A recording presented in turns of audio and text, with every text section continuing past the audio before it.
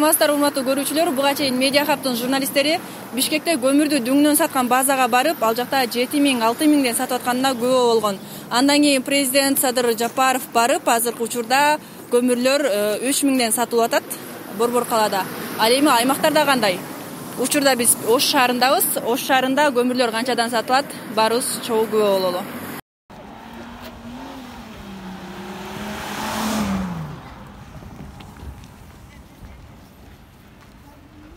Саламатсыздарбы? Кандайсыздар? Көмүрлөр канчадан? 680 тыйын болот. Алайдык. Бул сиздер кайрамда сатасыздарбы? Жемишөктөп, Айла, азыр өзү негизи 4,5 сатылыш керек деп айтылбады беле, ал болбой турабы? 4,5 деген нерсе бизге кой элек да. Ал Бишкекте болуп атат. ана мына машинага койсоң 680 тыйындан ашпагыла деп. көмүрлөргө коюлуп атат. Только алайдыкына коюлу элек, 680 тыйын коюлган алайдыкына. Негизи буну сиздер өзүңүздөр алып келесиздерби көмүрдү? Алайда сатып алабыз ушерде. Сиздер оптоп сатып аласыздар дагы, Сатып алабыз да, биз майдасын чыгарып, ташын чыгарып, анан элге сатып беребиз. Эгерде ошол жактан келген бирок оптун сатсак биз, ошондо ошо силер айткан ценадан сатсак жарашат да. Анын майдасы бар, ташы бар. Биз өзү 5тен өйдө алабыз да. Алайдыкы 6,5дан да, оптумга. Булар арзаныраак. Бул каяктыкы? Бел алма деген. Булардын азыр сиздер сатып атканыңыздар 6,5 болуп атат, э? Биз сатып атканбыз. Алайдыкын 6,5дан сатып алып, канчадан сатасыздар? 7,5 чейин. Негизи көмүрдүн немеси азыр дисит да. Көмүр жок болду да. Көмүр аз да. Биз деле эми 1 сом 80 тыйынга иш кылабыз. Сиздер ал жактан алып сатасыздар, кайра сиздерден алып, бул жактан таксилерге жалдап алып, алар кайра алып кетишет. Ошондой болуп атат да, ошондой. Мешекте алса ошондой болуп кетет. Алган багалы жеткирип бересиздерби же кошумча төлөйбү? Бул алса биз ошол 6 сом 50 тыйындан мына көмүрдү жеткизип берип атабыз үйлөрүнө чейин. Бекер элеби? Конечно бекер да, анан эле. Эгер ал Ош шаарынын ичинде эмес, чеке жагында болуп калсачы, мисалы, маданият жакта. Чеке жагына болсо кичине солярка кошот. 200 сом, 300 сом солярка куюп берет. Азыр солярканын баасын деле көрүп атасыңар. 58 сомго чыгып кетти азыр. 600 сом болот. Кече мен 1 тонна жүктөп чыктым элем. Кечинде сата албай кетип, азыр эмне сатып элек турат. Кайсынысы сиздики болот? Акыда. Мага 5 күн болду. Мына 5 күн болуптур, түгөн эле экен дагы деле.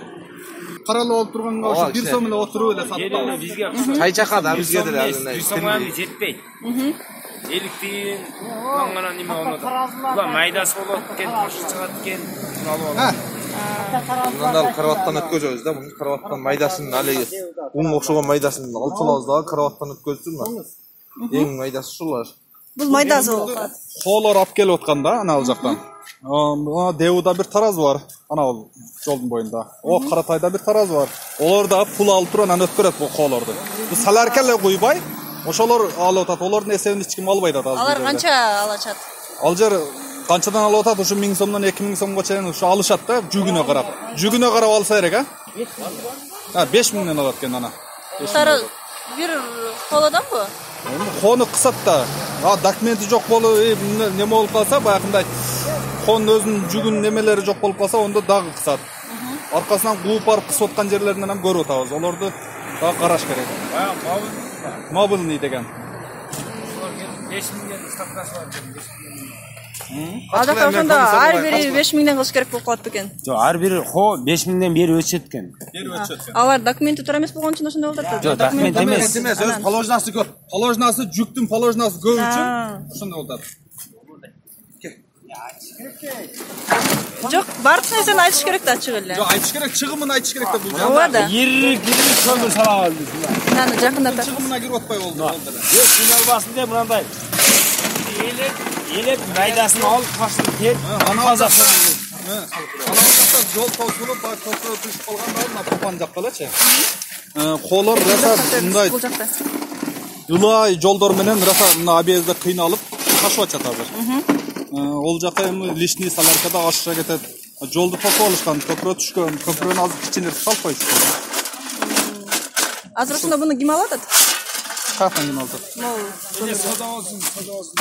Kömürdü. Buna yiyeceksin tatlı falan. Kimge салып атасыздар? Kömürdü ne kardarlarga salып атат, келсе сатылат.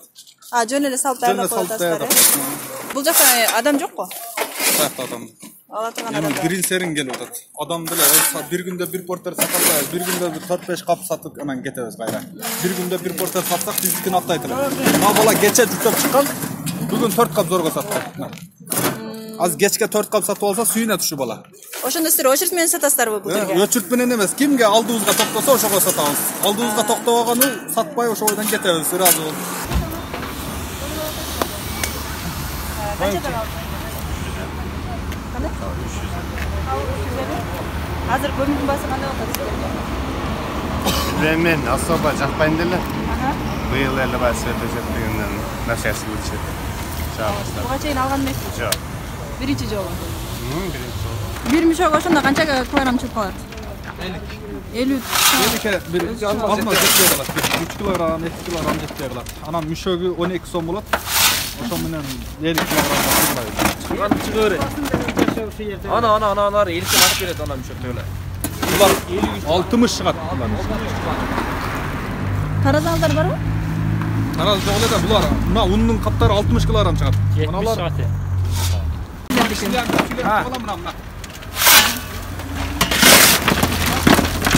Мында ири көмүр албайсыз. Канча жыл болду бул ташыганыңызга? 1 жылдан бери ушу коон алып 1 жылдан бери иштеп атам. Көмүр ташыймын, эл алмадан ташыйм көбүнчө.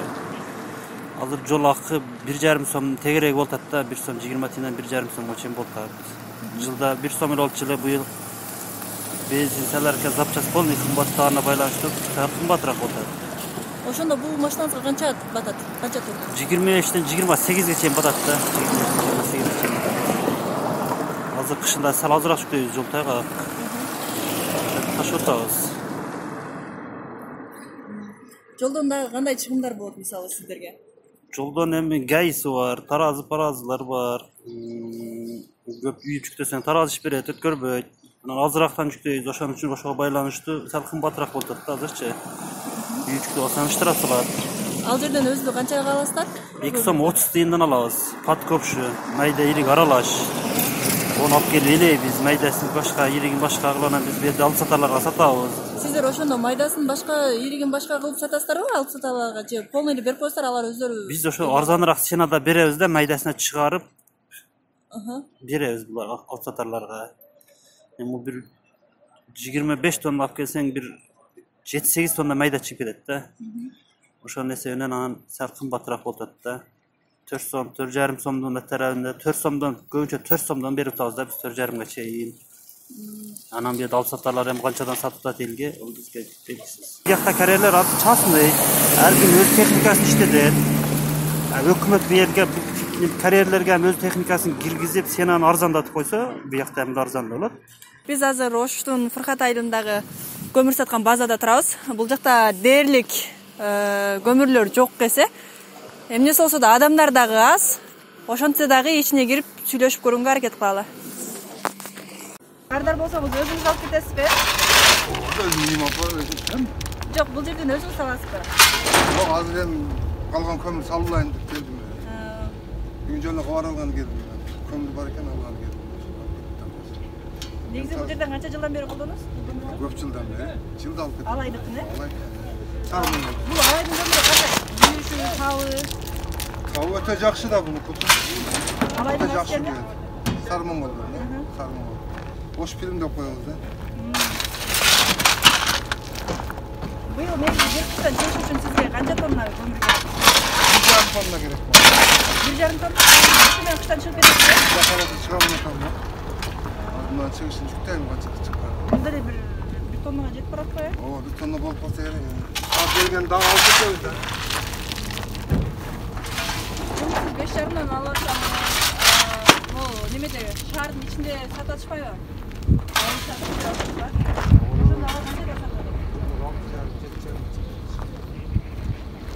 Ошондо көпчүлүк бул жерге келбей ошондо болсок. Техникасы барлар бияка келип отур, техникасы жок.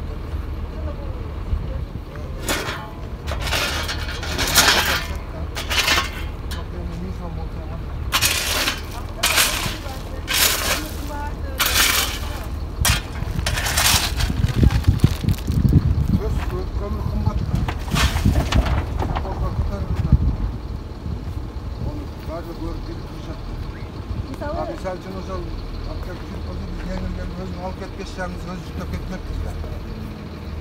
Мына алдымда бир тур кеп калды мага. Ошол алып кетем деп салып атам.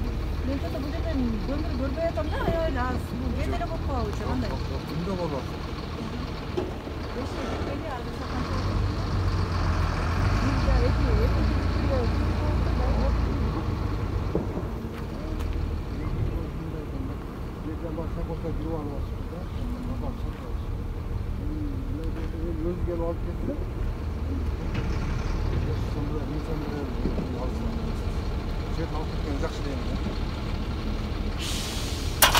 Негизи 4,5-дан чыгарбасын деп антимонополия бага берген да. 5,5 lira сразу. Bizler mesela kolu satıştan tüzüyorum dedi şu an. O yaktan denizli var, var degen adamlar mehneti var. 5,5 ben turu da var. Limon, çok güzel limon bol baytadı. O isteken aktı var. Rahmat, ne gerek sizge? Ne? Hiç pahalı. Rahmat. Бұл жақта негізі былтырлары да алғансыз ба, бұл жақтан да аласыз ба? Жоқ, мен ол жерден алсам, биыл арзанырақ деген жаққа келдім. Ал жақта қаншадан сатып тұр, азыр қарап көріңіз да. Ол жақта 80 деп тұрады. Аяқта қымбат негізі, бұл жақта арзанырақ değil mi? Базасында 550 теңге ұқтым. Егер şu жерде арзан болса, 550 теңгеден şu жерден алып кетемін, бір тонна. Бізге де 550 теңге эле айтты. Алан аз көмір жоқ деп шықтылар ғой сілер. Жоқ, бүгін қалбай қалыптыр азыр. Бирок кечинде келет деп атат. Адамдар деле жоқ, сизди биринчи көрдүк. Мен деле ошо бир кабар алайын деп келдим да. Азыр жоқ болса кетип айнектен ала беребиз. Сизге бүгүнкү керекпи сөзсүз. Эми күн ашыкта түшүрүп коеюн деп атпаймынбы? Эртең кар жагына дагы көтөрөт да булар. Бул 5,5-дан ар дайым сатып турбайбы, көтөрүлүп турабы? Булар дайым эле 5,5-дан сатабыз деди го. 5,5 теңге. О, укканыма бир жумадан ашык болду, 5,5 теңге деп турат. Көтөрүлбөйт. Ошо ойдон эле. Аналар көтөрөт мисалы, чекедеги жолдун боюнда булар. КамАЗ менен келип үйлөрүнө түшүрүп алып туруп, анан фортель менен алып чыгып майдалап саткандар бар да. Өздөрү эле алып тиги жактан түз эле алып келип туруп эле. КамАЗ менен алып келип туруп. Анан фортелдеге майдалап алып чыгып сатып беришет. Бияқта арзан ошойт деп келип, силер жок экен деп кетти. Жок, сиз биз айтканга эле кетип калбаңыз. Келиңиз сурап көрүңүз, качан келет деңиз. Болот деп сурайын дедим мен. Ачык эле кире бериңиз. Басып кирип көргөндөн кийин көрөсүз. Киргизсе кирип кетесиз, киргизбесе чыгып кете бересиз. Азыр саат 2 болуп калды. Биз Ошто бул Ошбирим базасына келдик, көмүр саткан. Бул жакта адамдардын айтымында келген көмүрдү дароо эле алып кетип атышат. Азыр биз келген учурда бул жакта адамдар да жок экен, көмүрлөр да жок экен. Негизинен 5,5-дан сатат экен бул жерде. Ал эми ортомчулар алып чыгып, шаардын ортолоруна алып барып, 6,5, 7ден сатканда учурлар болот экен. Албетте бул көмүрдүн түрүнө жараша болот экен. Негизинен Ошто алайда көмүр казуу августта башталган деп бизге айтып атышат азырчы. Бул Оштон тургундарынан негизинен бул көмүрдүн жетишсиздиги же болбосо баасы кымбат деп аябай нааразы болуп аткандарды эмнегедир бүгүн көрө алган жокпуз.